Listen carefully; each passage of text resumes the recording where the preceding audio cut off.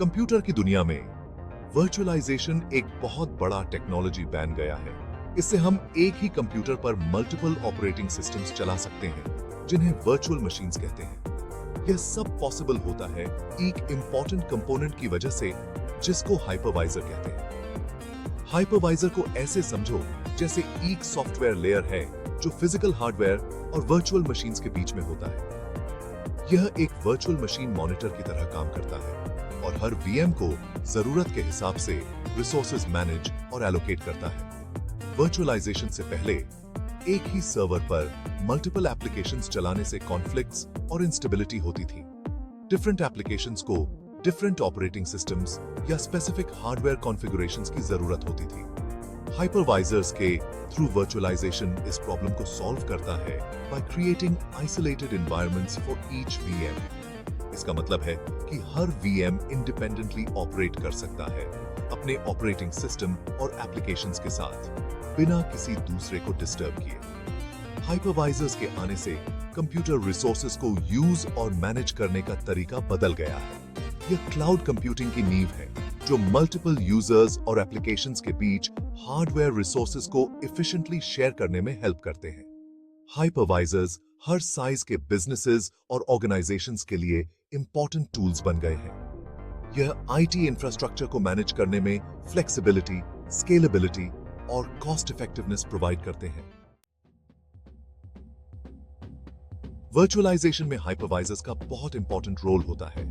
यह physical hardware और virtual machines के बीच एक एब्स्ट्रैक्शन लेयर क्रिएट करते हैं। ये अंडरलाइंग रिसोर्सेज जैसे कि सीपीयू, मेमोरी, स्टोरेज और नेटवर्किंग को एक्सेस कंट्रोल करते हैं।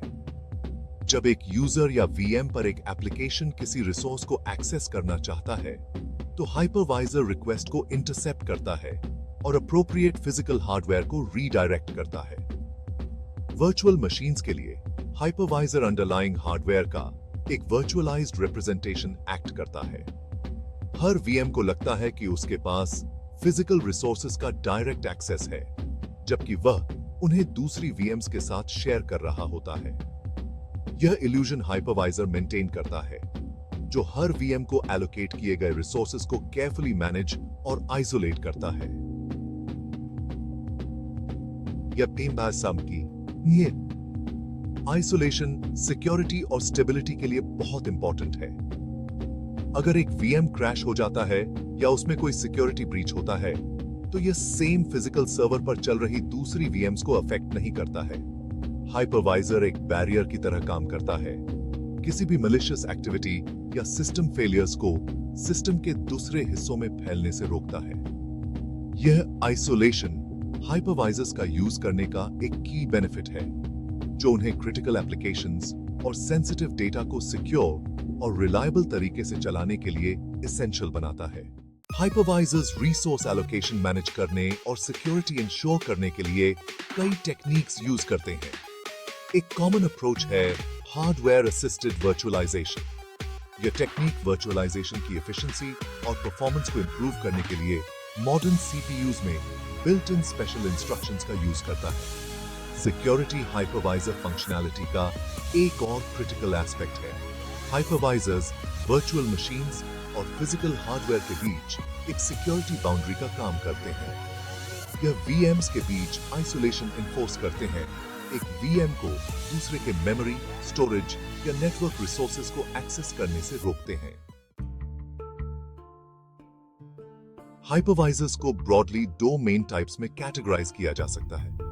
टाइप 1, जिसे बेयर मेटल भी कहते हैं, और टाइप 2, जिसे होस्टेड भी कहते हैं। Type 1 hypervisors directly physical hardware पर रन होते हैं और हाईएस्ट लेवल की परफॉर्मेंस और एफिशिएंसी प्रोवाइड करते हैं। एग्जाम्पल्स हैं VMware, ESXi, Microsoft Hyper-V और Citrix XenServer। टाइप 2 हाइपरवाइजर्स एक एग्जिस्टिंग ऑपरेटिंग सिस्टम के ऊपर रन होते हैं, जैसे कि विंडोज, macOS या लिनक्स। यह हार्डवेयर रिसोर्सेज को एक्सेस करने के लिए होस्ट ओएस पर डिपेंड होते हैं, जो कुछ ओवरहेड इंट्रोड्यूस करता है। एग्जाम्पल्स हैं Oracle VirtualBox, VMware Workstation और Parallels Desktop। चॉइस एप्लीकेशन की स्पेसिफिक रिक्वायरमेंट्स पर डिपेंड करती है। Please like, share, and subscribe to my channel for more great content.